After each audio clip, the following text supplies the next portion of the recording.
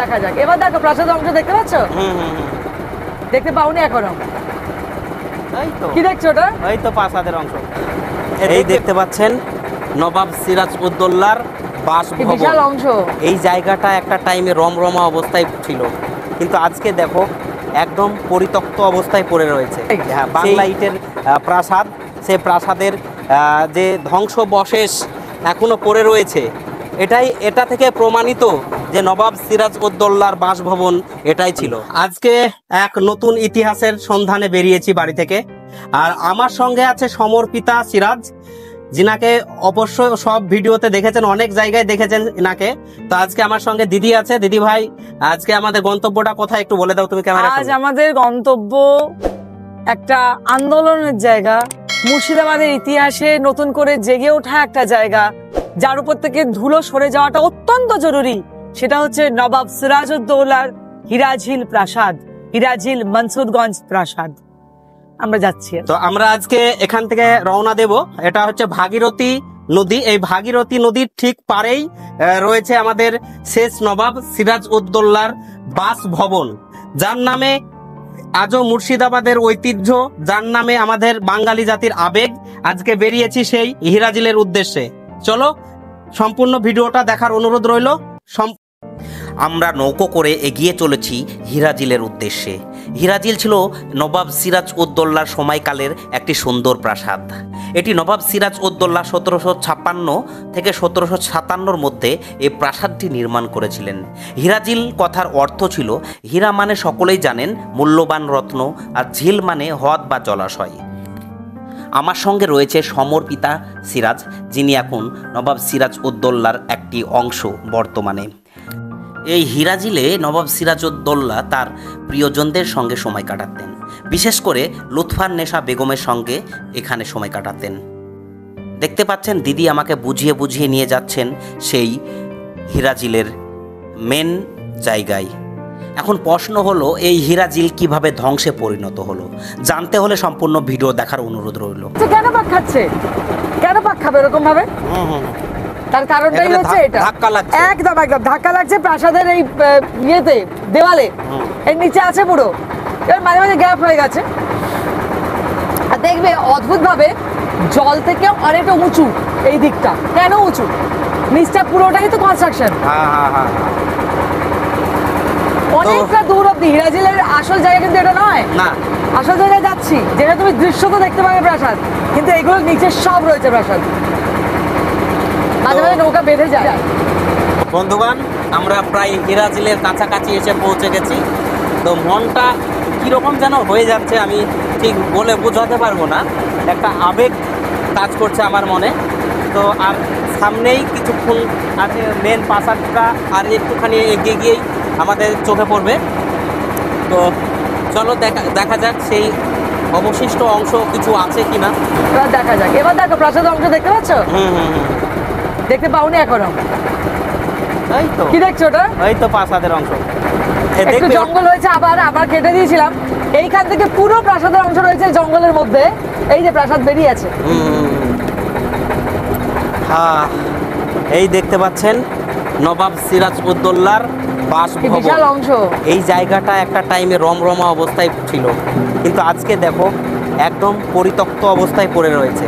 সেই ছোট ছোট ইটের গাঁথনি, ছোট ছোট সেই আমলকার ইট বলে, আমরা আমাদের ভাষায় এটাকে বাংলা ইট বলি। বাংলা ইট, হ্যাঁ, বাংলা ইটের প্রাসাদ। সে প্রাসাদের যে ধ্বংসবশেষ এখনো পড়ে রয়েছে, এটা থেকে প্রমাণিত যে নবাব সিরাজউদ্দৌলার বাসভবন এটাই ছিল।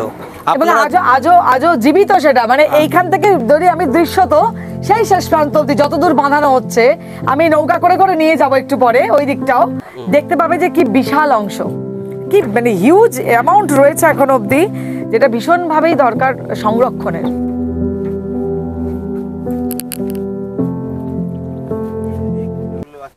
হ্যাঁ হ্যাঁ। তো সঙ্গে আছে আজকে আমার সঙ্গে সমর্পিতা সিরাজ, আর সঙ্গে আছে আমাদের আন্টি। আন্টিকে একটু দেখিয়ে দাও, হাই করে দাও আন্টি। হাই। আর এইটার পরিচয় কোজাগরি। আচ্ছা, তোমার পরিচয় দিয়ে দাও। আচ্ছা চলো আজকে নবাব সিরাজউদ্দৌলার বাসভবনটা ঘুরে দেখবো। এখন আমাদের কাছে এটাই বাসভবন, যতদিন না আমরা নতুন ভাবে তৈরি করতে পেরেছি। একদমই একদমই, আমি যাচ্ছি, ঠিক যাবো। নবাবের প্রাসাদে উঠতে আমার সমস্যা হবে, হতে পারে। শেষ মাথা থেকে এই পুরোটা একটা বিরাট চাতাল, এর নিচটা পুরো রয়েছে এবং এখানে মুঘল আর্কিটেকচারের কাজ, খাঁজ কাটা মাটির তলায় 6 থেকে 7 ফিট গভীর অব্দি চলে গেছে। কারণ আমরা ওই দিকটা ঘাটের সময় খোঁড়া হয়েছিল, তখন দেখা গেছে। এবং এগুলো মুঘল আর্কিটেকচারের কাজ। খুঁড়েছিল কেটা? কে খুঁড়েছে? হ্যাঁ, কে খুঁড়েছিল? ওই জায়গাটা আমরাই খুঁড়ে দেখেছি যে 6 ফিট গভীর আছে। তো এই পুরো জিনিসটা এটা শেষ মাথা অব্দি চলে গেছে এই কাজ, মুঘল আর্কিটেকচারের কাজ। আর এই দিকটাতেও পুরো রয়েছে, পুরো এই জায়গাটা খুঁড়ে চেঁচে বের করে দিলে বিরাট চাতাল বেরিয়ে আসবে। এই যে সাপ দেখো, এই যে বিরাট চাতাল দেখতে পাচ্ছ কিরকম কাজ দেখছো? দেখাও, একটু ক্লোজে আসো ভাই, সাপটা দেখে এসো। ও কিছু বলবে না, সে কিছু বলবে না, আমাদের চেনে। এই যে এই জায়গাটা দেখতে পাচ্ছ, এরকম মুঘল আর্কিটেকচার দেখো, এই দেখো খাঁজ কাটা। তখনকার এটা একটা লেটেস্ট একদম ডিজাইন। পুরো শেষ মাথা অব্দি চলে গেছে। এই জঙ্গলের জন্য সাফ সুতরা করা হয়নি, কিন্তু পুরোটাই রয়েছে। আচ্ছা দিদি ভাই, এখন এই যে প্রপার্টিটা, এই যে বাঁশের গাছ লাগানো আছে, বাঁশের ঝাড় আছে, এই বাঁশের ঝাড়গুলো কারা দেখভাল করে? এটা তো প্রাইভেট প্রপার্টি হয়ে গেছে, মানে এখন পুরো অংশটা প্রাইভেট প্রপার্টি হয়ে গেছে। এটা ওয়াসিফ আলী মির্জার কোন একজন ম্যানেজার ডক্টর টি রায় নামে একজনকে দিয়ে দিয়েছিল, বিক্রি করেছিল, এবং তিনি তারপরে আরও বেশ কিছু জনকে বিক্রি করেছেন। সেখান থেকে এখন 32 জন শরিক এই অংশের। এই অংশটা উজ্জ্বলদের পরিবারে, সেখান থেকে কিছুটা অংশ আমাদের সিরাজউদ্দৌলা ট্রাস্টকে ওরা দান করেছে। সেই অংশে নিয়ে যাবো, এসো এই দিকটা। কতটুকু? ওই দিকটা দিয়েছে। ওটা যদিও ওটা একটু মহৎ কাজ করেছে অবশ্যই। পলাশীর যুদ্ধে পরাজিত হয়ে নবাব সিরাজউদ্দৌলা মীর জাফর ও ইংরেজদের ষড়যন্ত্রে প্রাণ হারান। সেই মৃত্যুর পর থেকেই হিরাজিলের অবস্থা আজ ধ্বংসে পরিণত হয়েছে অযত্নের কারণে। এবার এটা যে পুরো নিচটা শক্ত করে হাত দিয়ে রাখা, একদম একদম। এটা কি মনে হচ্ছে মাটি? না, এটা মাটি মনে হচ্ছে বা মাটির টুকরো মনে হচ্ছে? পুরো ওয়ালের বেস, এটা পুরো বেস, পুরোটা রয়েছে। এখান থেকে একবার পাইপ গেছিল জলের, তখন ছোট ছোট দেয়ালগুলোকে ভাঙতে ওরা গেছে। এই তো সব ইটের কুচিগুলো কোথা থেকে আসবে? ভর্তি, মানে এমন নেই যে কোথাও অংশ এতটুকু, পুরোটাই অন্যরকম। হ্যাঁ, ডোরান্টাগুলো বসানো হয়েছিল, এটা সিরাজ উদ্যান আমাদের। ডোরান্টাগুলো বসানো হয়েছিল, তারা বড় হয়ে গেছে। আমার সব ছাত্ররা বসিয়েছিল, আমার বাচ্চারা।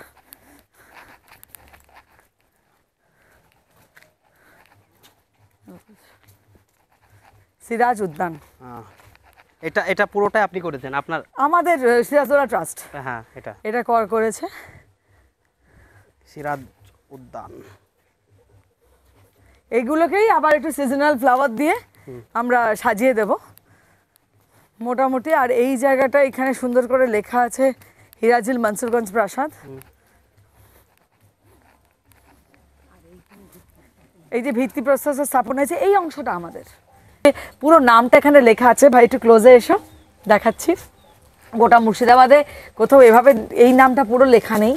নবাব মনসুরুল মুলক মির্জা মোহাম্মদ শাহ কুলি খান সিরাজউদ্দৌলা হায়বার জং বাহাদুর, এটা হচ্ছে ওনার পুরো নাম। মানে